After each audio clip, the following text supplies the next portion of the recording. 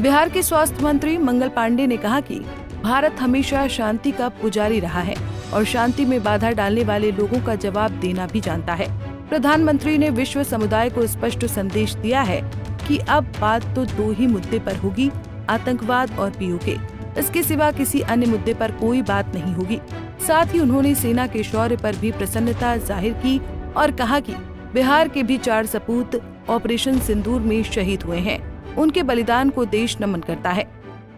सिंदूर में अभी तक हमारे बिहार के 4 जवान और अधिकारी वीर गति को प्राप्त हुए हैं। एक हमारे छपरा जिले के, फिर सीवान जिले के, नालंदा जिले के और नवादा जिले के। ये चारों भारत माता के सपूत जो भारत की बहनों के सिंदूर की रक्षा के लिए लड़ाई लड़ रहे थे, उन सभी जांबाज सैनिकों ने भारत माता के लिए अपनी जीवन की कुर्बानी दी है, शहादत दी है। ऐसे वीर गति को प्राप्त अपने सभी सैनिकों के प्रति हम श्रद्धांजलि भी निवेदित करते हैं, सम्मान भी निवेदित करते हैं और उनके पूरे परिवार और स्वजनों को ईश्वर इस दुख की घड़ी में इस कष्ट को सहने की ताकत और संबल प्रदान करें, यह ईश्वर से प्रार्थना भी करते हैं। निश्चित रूप से ऑपरेशन सिंदूर ने भारत की जो सैन्य शक्ति है, जो भारतीय सैनिकों का शौर्य और पराक्रम है, उसको दुनिया के सामने फिर से एक बार साबित किया है।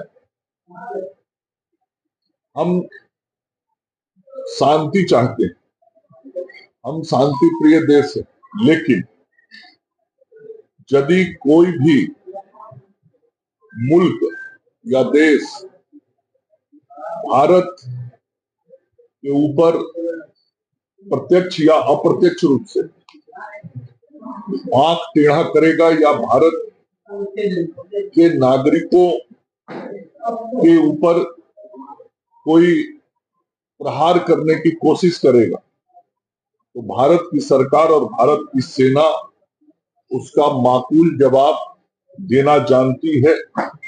यह ऑपरेशन सिंदूर में भारत के सैनिकों ने कर दिखाया है। बहुत साफ तौर पे देश के प्रधानमंत्री जी ने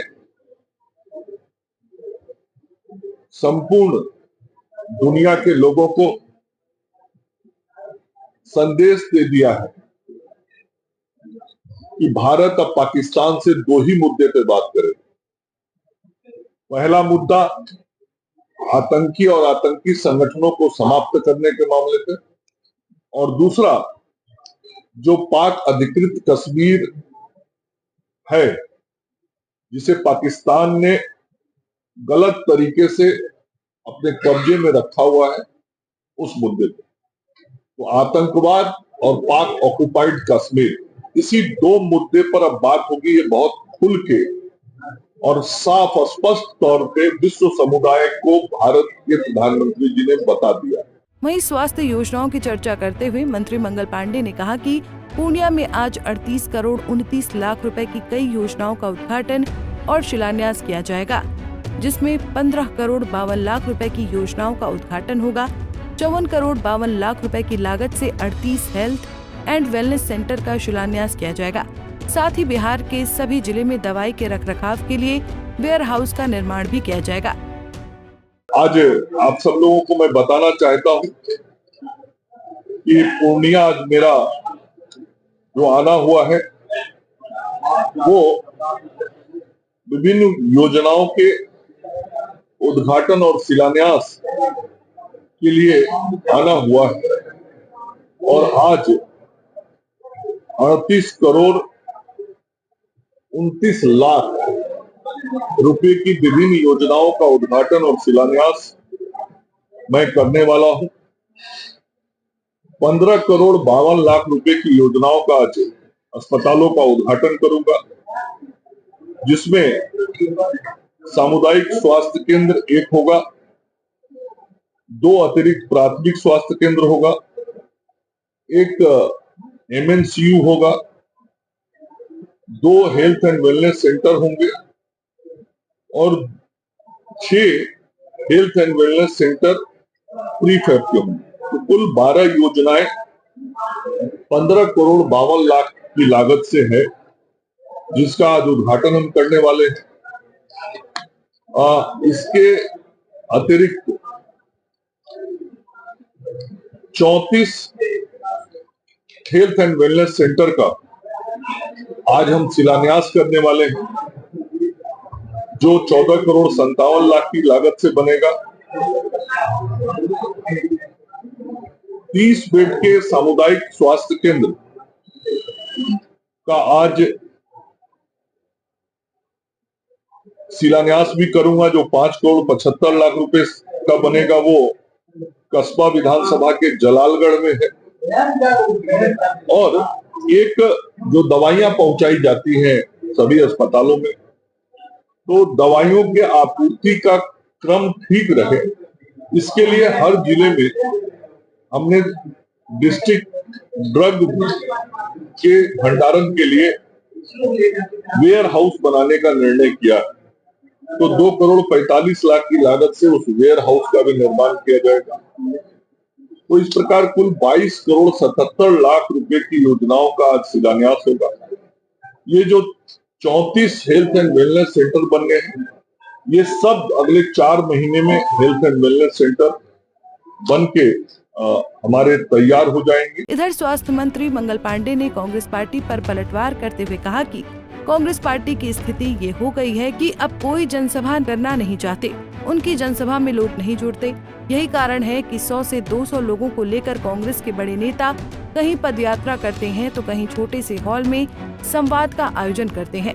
वहीं कांग्रेस सांसद राहुल गांधी को दरभंगा के अंबेडकर छात्रावास में कार्यक्रम करने की अनुमति नहीं मिलने पर मंगल पांडे ने कहा कि ये वहाँ के प्रशासन बेहतर तरीके से बता पाएंगे। स्थिति यह हो गई है कांग्रेस पार्टी की कि यदि उनके राष्ट्रीय नेता आते हैं तो उनके नेता को सुनने के लिए बिहार की जनता नहीं आती। नेता के अंदर कोई ऐसा आकर्षण नहीं होता जिससे बिहार की जनता ये माने कि इनसे बिहार के किसी का भला होने वाला है। और इसीलिए अब कांग्रेस पार्टी हिम्मत नहीं करती है कि वो कोई जनसभा कर सके और उसमें आम लोग आ सके। अभी आप लोगों ने देखा होगा, 1 महीने पहले की बात है, कांग्रेस पार्टी के राष्ट्रीय अध्यक्ष बक्सर आए थे। पूरा का पूरा मैदान खाली रह गया था, कोई सुनने नहीं जाना चाहता। कांग्रेसियों से एक प्रकार से बिहार के लोग बहुत दूर हो गए, इसलिए परमिशन नहीं दिया क्या? नहीं, दूसरी बात मैं कर रहा हूं। और ये कांग्रेसी लोग के पास कोई बिहार के कल्याण के मुद्दे नहीं और ताकत भी नहीं है। नहीं तो राहुल गांधी आ रहे हैं, क्यों नहीं जनसभा का इन्होंने आयोजन कर लिया? कोई मैदान में जनसभा कर लेते हैं। हम लोग तो सब पार्टी को छूट दे देते हैं, सब पार्टी करता है, लोकतांत्रिक राज्य है और हम लोग तो विपक्षियों का भी सम्मान करते हैं। तो इन लोगों के पास ताकत, तो क्या करते हैं? अभी राहुल जी आएंगे तो बेगूसराय में 100 आदमी के साथ 200 मीटर पद यात्रा, पटना में आएंगे तो 100 आदमी के साथ संवाद, आज दरभंगा आ रहे हैं तो संवाद। यदि जनता आपके साथ है तो जनता के बीच में जाइए। जहां तक आपका जो प्रश्न है, उस प्रश्न के संदर्भ में जो प्रशासनिक अधिकारी होंगे वही जवाब मूल रूप से दे पाएंगे। बता दें कि सिंधु जल संधि को लेकर विदेश मंत्री एस जयशंकर ने कहा है कि सिंधु जल संधि स्थगित है और तब तक स्थगित रहेगी जब तक पाकिस्तान द्वारा सीमा पर आतंकवाद को विश्वसनीय और अपरिवर्तनीय रूप से नहीं रोका जाता। कश्मीर पर चर्चा के लिए एकमात्र मुद्दा पाकिस्तान के कब्जे वाले कश्मीर में अवैध रूप से कब्जाए गए भारतीय क्षेत्र को खाली करना है। हम उस चर्चा के लिए तैयार हैं। पंजाब केसरी टीवी के लिए रजनीश कुमार की रिपोर्ट।